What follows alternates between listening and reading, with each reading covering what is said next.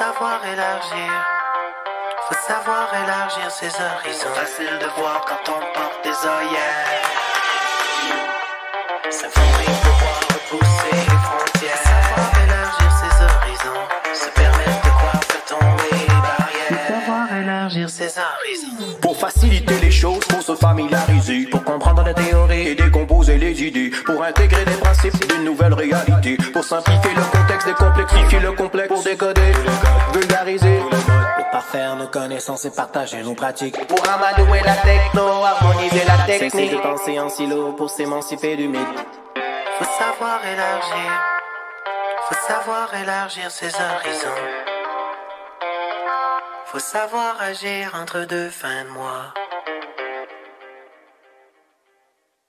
Considérez-vous comme salué et bienvenue à cet magnifique épisode du podcast E2FM en deux fins de mois, où est-ce qu'on prend le temps de se réunir, de se rejoindre, de se reposer, de se déposer pour échanger, apprendre, pour se regarrocher dans la prochaine fin de mois. Puis je suis en compagnie aujourd'hui de JF. Hey JF, comment ça va? Ça va très bien, toi aussi? Une première, je pense que c'est une première mondiale. Deux podcasts live simultanément. Simultanément, on n'y est pas. Et c'est pas qu'au Québec, on n'a pas les moyens d'ailleurs dans la planète, puis on fait avec peu de moyens et plus. On est efficace, comme dans le théâtre, mais non. On a eu la chance de se rencontrer hier au premier sommet de la CCAM. Un beau privilège, puis je vais te laisser d'emblée mettre la table. Il y a quelques sujets, quelques panélistes, quelques discussions qui ont... Oui, bien, non, écoute, qui ont fait écarquiller nos yeux, je vais dire, et ouvrir nos oreilles un petit peu. Hein? assurément. Puis ça a été intéressant parce que ça nous a permis vraiment d'avoir, puis particulièrement en termes de timing, en ce début d'année, dans le contexte justement du Salon de l'Auto qui arrivait, bien, de voir un peu c'est quoi les préoccupations, qu'est-ce qui préoccupe là, les concessionnaires et à quoi ils pensent en ce moment là, quand ils planifient leur année ou quand ils essaient de planifier leur année malgré, on va le dire, là, beaucoup d'incertitudes, là, particulièrement cette année. Donc, on va revenir un petit peu sur ce qui s'est discuté dans le cadre de ce sommet-là pour voir un peu justement à quoi on s'attend puis sur quoi, c'est quoi les grands chantiers de 2025 finalement dans le merveilleux monde des concessionnaires du Québec. Et il y en a quelques-uns chantiers, un peu comme le bip-bip là, qu'on entend. Il y a des chantiers tout le temps partout. Des cônes oranges. Des cônes oranges. On est à Montréal, hein? Les On s'en sort pas. concessionnaires, des défis cette année, oui, puis on va en parler de quelques points. Mais il y a des défis qui sont même sur 3, 5, 20, 10 ans, ou leur pérennité, le modèle d'affaires. Fait qu'il y a eu plusieurs sujets qui ont couvert le court terme cette année, mais le moyen puis le long terme aussi. Quand on parle d'incertitude, tu sais, c'était une des grandes thématiques qui est ressortie. Puis entre autres, pourquoi de l'incertitude? Ben, on pense à l'incertitude politique. Écoute, quand on parle de timing, on est très très bien positionné présentement. Le gouvernement canadien, il n'y a plus personne sur la chaise. On est à quelques jours du revirement de situation où la subvention fédérale, finalement, il n'y a plus de subvention du tout. Les manufacturiers qui, dans les derniers jours, justement, dans plusieurs cas, se sont virés de bord et sont arrivés avec de nouveaux rabais pour essayer de compenser ça, puis essayer de faire bouger les voitures électriques qui sont présentement dans les cours des concessionnaires. Fait que c'est un des exemples, des éléments qui va mériter... Ouais, puis tu dis politique, tu as dit il n'y a plus quelqu'un dans la chaise, je ne dirais pas, y avait-il un pilote dans l'avion avant? Je n'irai pas là, mais tu as les États-Unis, puis politique, tu as la Chine aussi, puis à d'autres égards, mais il y a une grosse incertitude politique. Puis tu parles des subventions, c'est un enjeu.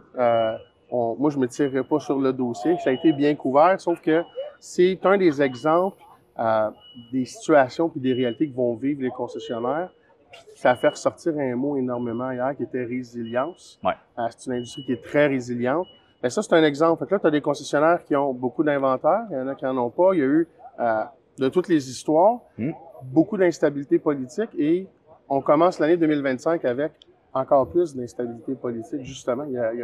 Il y a rien nulle part qui est fixe, qui est clair, puis qui peut donner une directive. Les manufacturiers, ça doit être la même chose aussi. Je parle pas des tarifs, puis on va parler des autres sujets de véhicules électriques importés, mais ouf. Oui, il y a Charles Bernard, entre autres, l'économiste de l'Acada, qui a parlé un peu de tout ça, des incertitudes. T'as l'économie. Il y a eu beaucoup de changements, peut-être même positifs au niveau de l'économie. Il y a les taux d'intérêt. Qui ont baissé, l'inflation, fait qu'il y a beaucoup de changements. Tu es un concessionnaire automobile, tu devrais gérer ta business. Ça te prend un petit cours d'économiste maintenant aussi en parallèle. Oui, tu gères ta business, tu gères beaucoup d'impondérables puis beaucoup d'éléments extérieurs, là, particulièrement ces temps-ci. Tu sais, puis il y a de l'incertitude, mais il y a aussi certaines certitudes, comme par exemple certaines lois dont on sait qu'elles arrivent. Là. Puis c'était le sujet d'un des panels qui a été présenté pendant le sommet, qui était vraiment le panel sur le dossier FNI en lien avec la loi 30 et avec les nouvelles réglementations et la perte de certains des produits qui sont présentement offerts dans les concessionnaires. On parle de résilience, hein, transformation, c'en est un. Puis le panel, il était avec Yann de la CCAQ puis des concessionnaires. Puis il y a même des concessionnaires aussi qui sont intervenus. Ça a été justement interactif, ça a été un bel échange, puis ça nous a permis de voir différentes réalités. Donc, il y en a qui sont presque pas ou pratiquement pas affectés par ces changements-là. La majorité le sont beaucoup. Et là, c'est qu'est-ce qu'on peut faire pour l'expérience de nos clients, que ce soit encore pertinent dans notre processus. Faut sécuriser les entreprises aussi. Hein, ça reste que il y en a pas de plus en plus à chaque année. Fait que ça, c'est la loi 30. Et là, les lois, ils les ont numérées. Je parlerai pas de ma 25, mais les 30, il y avait des complémentaires. Ça aussi, on dirait que il y en a de plus en plus dans les dernières années. Il y a eu des changements majeurs avec les lois pour les concessionnaires. Là.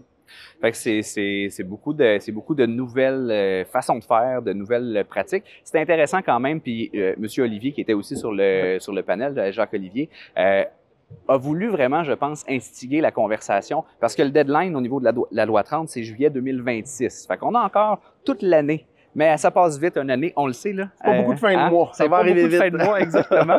Et donc, c'est intéressant de voir qu'il y avait une conversation relativement ouverte et très embryonnaire. Tu sais, c'était pas un panel où voici ce qui va se passer puis comment ça va se passer. C'était vraiment on jase puis on essaie de voir ça va être quoi la prochaine solution. Et on est allé. Il y a quand même eu certaines idées qui ont été lancées. Oui. J'aime bien, ça me fait réfléchir à ça. Ce que tu dis, c'est qu'on s'est donné l'opportunité d'être proactif dans cette transformation-là, dans ce changement-là. Très souvent, les conférences où on va assister, c'est voici ce qu'il y en est, ou voici les impacts de. Mais là, on a une opportunité d'être proactif, puis ça a été saisi. Ça a été, je pense, une très, très belle initiative, ce panel-là. Et les interventions aussi, justement, c'est le début de la conversation.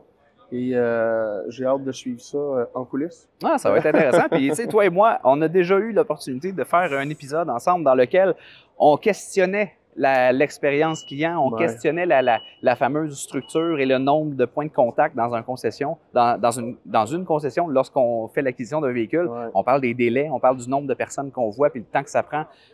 Est-ce qu'il y a là une opportunité peut-être de ramener cette question-là sur la table? Ça a été discuté, entre autres, hier pendant le panel, là, à savoir les différents rôles, comment ils vont évoluer pour que, au final, le client ait une meilleure expérience, mais aussi que les gens qui travaillent en concession soient quand même capables de continuer de gagner leur vie puis d'avoir un poste intéressant, finalement.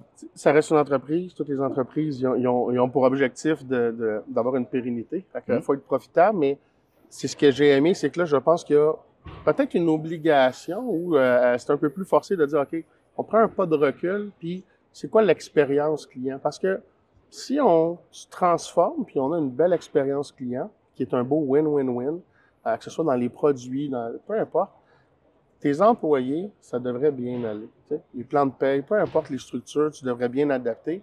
Là, je pense que c'est une conversation qui est vraiment en profondeur.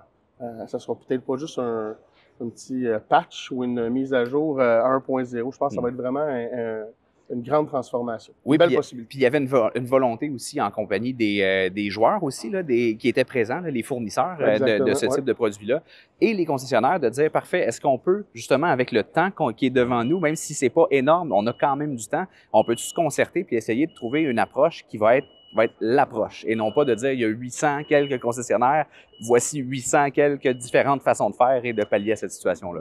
Si on se réunit tous ensemble pour mettre toutes les idées en commun, les concessionnaires, les expériences, les différentes réalités aussi de manufacturiers populaires haut de gamme, ceux qui sont en région ou en ville, en mettant toutes ces idées-là en commun, on va arriver probablement avec justement la meilleure solution ou la meilleure offre de solution pour le client. puis les employés en concession. Il y a eu un autre sujet, on a parlé un petit peu de l'électrification tantôt. C'est sûr qu'avec le yo-yo des subventions, ça fait partie des éléments par rapport à ce dossier-là comme tel. Il y a aussi, justement, si on regarde, comme tu disais, à plus long terme ou à plus moyen terme, toute l'adaptation qui est requise sur le site, là. Les manufacturiers sont dans le dossier. Mais donc, il y avait quand même comme 7 grands axes ou 7 grandes possibilités d'amélioration et d'adaptation du site du concessionnaire pour s'adapter à cette nouvelle réalité-là, de plus en plus de véhicules électriques sur le site. C'était un peu, tu sais, je veux pas dire, pas contradictoire, mais ça exprimait le défi des concessionnaires parce que le livre blanc, justement, avec les 7 possibilités de voici ce qui se fait en Europe ou dans d'autres pays pour avoir des bornes, des panneaux solaires, des endroits de recharge. Donc, voici des investissements que vous pouvez faire dans votre organisation qui sont souvent contrôlés par le manufacturier. Puis de l'autre côté, on avait dans les sujets les constructeurs chinois qui arrivent avec leurs véhicules. Là, tu te dis, OK, si je suis concessionnaire, là, on est concessionnaire, là, on investit dans tes installations électriques, tu te fais couper tes subventions avec les gouvernements, tes manufacturiers sont pas tous trop sûrs où est-ce qu'ils s'enlignent parce que justement, avec tout ce qui se passe au niveau de politique, et tu as les constructeurs chinois qui arrivent avec des gros bateaux. Des gros bateaux, plein de véhicules qui sont hors des tarifs ou des frais supplémentaires, un petit peu plus abordables et de bonne qualité. Ça, c'est le Godzilla, comme Mario l'a nommé. Ça, c'est un des sujets, toi, qui t'a un peu interpellé de par la complexité et la grosseur? Par la complexité, mais aussi par la place que ça a pris dans le sommet. La réalité, puis on dirait que quand t'es pas les deux mains dedans, ça semble encore loin. Tu sais, non, ils peuvent pas rentrer tout de suite, et ainsi de suite. Mais ça s'en vient. Et justement, quand les 2 images qui ont été utilisées pour parler de l'industrie automobile chinoise qui s'en vient, c'est justement Godzilla ou un rouleau compresseur. Fait que dans les 2 cas, l'image est assez claire sur ce que ça fait quand ils entrent dans un pays ou sur un territoire. Puis justement, il y avait un expert européen, là, Thomas Chieux, qui était là pour parler un peu de ce que ça avait eu comme impact dans l'industrie, l'arrivée. Parce que là-bas, ils sont là, les modèles. Ils sont sur le marché, ils sont vendus, ils sont sur les routes, là. C'est avec un peu de recul, hier en soirée, là, quand j'ai décanté tout ça, que j'ai réalisé le privilège qu'on avait eu d'assister avec cette variété-là de sujets. Voici ce qui se passe comme concessionnaire, qu'est-ce qu'il faut que tu fasses comme adaptation. Voici les réalités, les incertitudes politiques, les subventions. Voici des cas réels en Europe de ce qui s'est passé, des transformations. Voici ce qui s'est passé au niveau des opérations fixes, avec les maintenances, les sources de revenus. En Norvège aussi, qui sont dans les plus avancés. Fait que là, tu as le portrait avec les usines au Mexique, les gros bateaux, qu'on disait qu'ils ont des bateaux de transport, il y en a 5 qui veulent construire. Puis tu joins à tout ça avec Steve Waterhouse, la cybersécurité, des dangers et des problématiques des véhicules déjà connectés, nord-américains, pas nécessairement chinois, mais de tous les dangers de la cybersécurité et de la sécurité avec les véhicules. Je vais dire comme Steve a dit, il garde son vieux véhicule qui est off the grid. J'ai un vieux, je vais le dire, je tatoue sur le cœur, tu sais Toyota, j'ai un vieux RAV4, un année modèle. Off the grid. Je suis pas capable de le hacker avec mon sel, là. C'est sûr que oui, pareil. Tout se hack depuis des années, mais ça a été justement dans des sujets avec Steve les vulnérabilités en plus. Là, on n'était même pas dans les choses chinoises, les gouvernements et la politique, mais nos clés, la sécurité de nos clés, comment que avec les infotainment puis des lumières en dessous du dash. C'est plein de belles nouvelles technologies, mais il y a un paquet de nouveaux risques qui viennent avec ça. Là. Ceux qui ont vu le film sur Netflix, là, Leave the World Behind, là, le film qui a été produit par la maison de production des Obama, c'est assez... Je m'en fais encore parler par ma conjointe, notamment. Ça l'a traumatisé pas mal. Elle voit une Tesla blanche se promener, puis elle est comme « Oh là là! » on n'est peut-être pas trop loin parce que il y a des risques qui sont là. Fait que t'es un concessionnaire, t'as à gérer ton inventaire, le manufacturier, le pipeline, les véhicules électriques, la politique et les corporations, CCAQ, CCAM, la CADA qui sont là pour aider. T'as les véhicules chinois, t'as les dangers, les cybersécurités. Puis dans tout ça, il y en a eu un petit panel qui parlait de comment qu'on gère puis qu'on réussit à affronter tous ces défis-là avec nos humains, avec notre personnel. Puis c'est un peu le panel que j'ai eu le privilège de modérer. Il y avait 3 concessionnaires, Mathieu, Christine et Guillaume, de 4e génération. Puis quand on s'est rencontrés, puis on regardait les sujets qu'il y avait dans la journée, pas que ça faisait peur. C'était comme, OK, c'est pas un party, hein, un beach party avec juste des bonnes nouvelles. Où est-ce qu'on s'en va? C'est un beau constat de la réalité. Puis là, on a dit, on parle de business, des défis de l'entreprise, des défis de l'entreprise, l'entreprise, mais les humains. C'était assez impressionnant, leurs vécus, leurs histoires. Puis là, on a pu partager des trucs concrets. Je sais pas, toi, d'un côté spectateur, ce que tu en as pensé. Si tu trouves pas ça bon, tu le dis pas.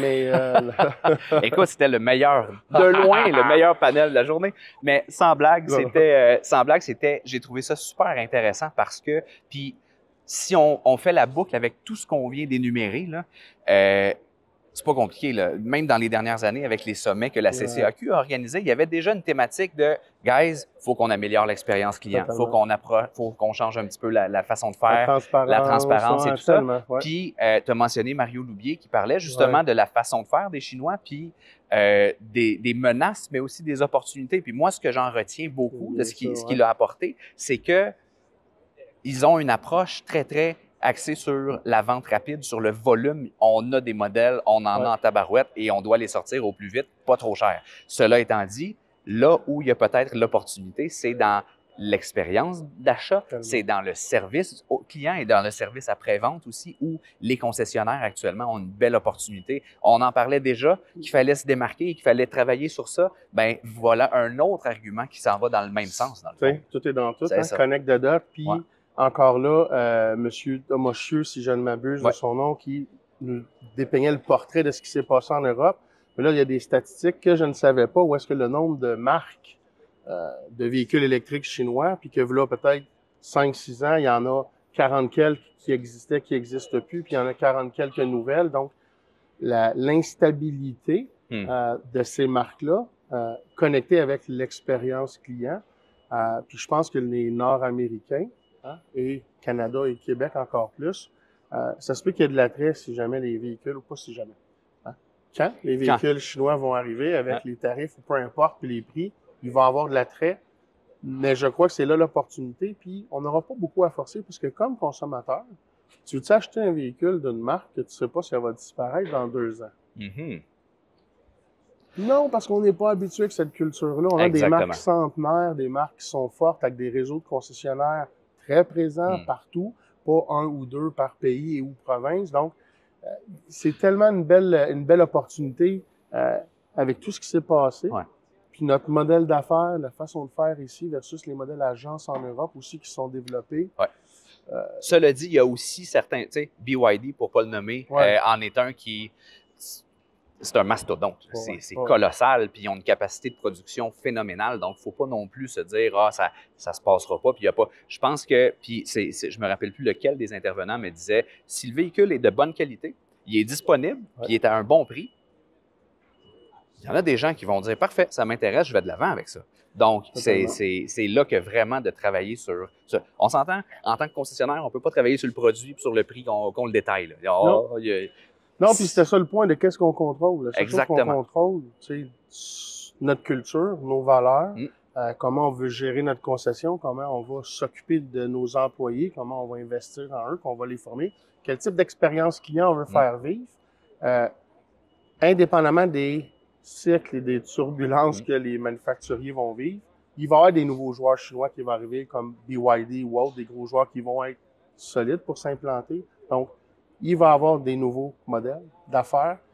Je pense que c'est encore plus important de dire, pas de faire sa certification, là, mais de faire ce qu'on a à faire pour être transparent, avoir une confiance du public et faire vivre une belle expérience. Bien, puis il y a beaucoup de parallèles qui ont été faits à ce sujet-là avec l'industrie de l'hôtellerie haut de gamme, l'hôtellerie de luxe. Il y a beaucoup d'exemples qui provenaient de cette industrie-là. Fait que l'idée, c'est pas de transformer vos concessionnaires en hôtels 5 étoiles nécessairement, mais il y a des petits nuggets, là, des petites bribes des façons de faire, puis justement des approches qui peuvent avoir une grosse différence finalement sur l'expérience que les gens vivent chez vous. Puis ça me ramène justement à ton panel qui a été animé. Puis c'était intéressant parce qu'on avait de l'expérience générationnelle. Ouais. C'était des entrepreneurs, de repreneurs aussi de multiples générations. Là, Mathieu Spinelli, Guillaume Girard, Madame Bourgeois aussi, Christine Bourgeois. Des quatrième génération et ou repreneurs, puis des entreprises centenaires pour la plupart, des réalités différentes, des groupes, des uniques, des manufacturiers européens, japonais, américains. J'ai été privilégié, c'était un cadeau pour moi d'avoir pu modérer ce panel-là, parce que quand on a fait un appel, on n'a pas eu 100 heures de préparation. On a fait un appel avec 1 heure, on a échangé, puis on a mis la structure, mais j'étais privilégié de voir la rencontre de ces 3 personnes-là qui n'ont pas souvent la chance de rencontrer puis d'échanger à leur réalité, leur niveau. C'était des quatrième génération.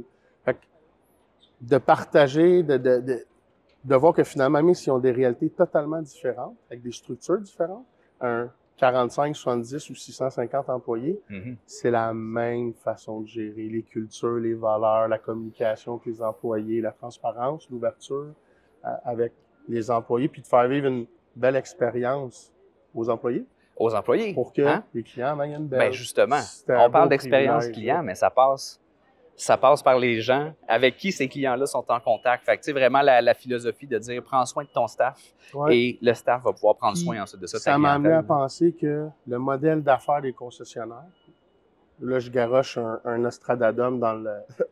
Aux abris! Dans l'univers, une prédiction dans 5 ans, on déterrera ça. Les concessionnaires qui ont des propriétaires, que ce soit des groupes, des regroupements, parce qu'il y en a beaucoup, mais que tu as des propriétaires et ou copropriétaires impliqués, versus il y a des BYD ou autres modèles, agences ou plus corporatifs, je veux dire sans âme, il va avoir un clivage, il va avoir une différence. Fait que je suis convaincu que dans le long terme, le modèle d'affaires concessionnaire, qui a une portée humaine, locale, qui a un propriétaire ou une direction qui est impliquée, c'est eux qui vont gagner à long terme. Tout étant que le manufacturier comprenne ça aussi et embarque dans cette ligne-là. Exactement. Ben ça, c'est un autre des impondérables ou un autre des éléments qui va être justement à suivre et qui n'est pas nécessairement on a beaucoup d'épisodes qu'on va tourner dans les prochains mois avec ces sujets-là. Il y a de la matière. Il y a de la matière. Écoute, il y avait aussi, puis je pense que c'est pas mal ce qui faisait le tour des grands dossiers. Il y a Yann Samiucci de la CCAQ qui a fait une mise à jour aussi à ce niveau-là du côté de la CCAQ et notamment avec le processus de certification. Je retiens qu'il y avait des bons chiffres. Oui, c'est ça. Ben, il y a presque 300 concessionnaires là, qui officiellement en ce moment sont soit complétés ou en processus de compléter justement les premières étapes de cette certification-là. Fait que c'est encourageant, c'est des belles nouvelles. Le premier deadline est au mois de mai, si j'ai bien compris. Écoute, moi, là, dans ce temps-là, pendant que Yann avait le privilège de nous partager ses mises à jour, j'étais en coulisses en train de me faire micer pour monter pour le panel, mais si je me trompe pas, d'avoir une mobilisation, d'avoir encore un plus grand nombre, d'avoir un 2/3 s'il faut, ou la majorité, c'est important. Puis je pense que, il y a plus de concessionnaires qui auraient dû être présents.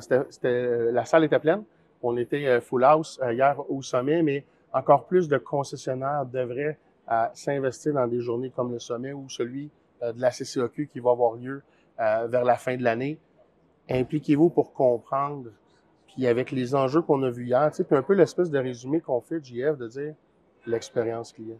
Ça va rester que, malgré ma marque, c'est toutes des couleurs, il y en a qui aiment toutes les couleurs, et ce que Yann et son équipe fait, ça va très bien, j'ai hâte de voir au sommet de la CCAQ qui va avoir lieu à la fin de l'année. Encore là, les dates, je les ai pas par cœur, puis je voudrais pas dire n'importe quoi.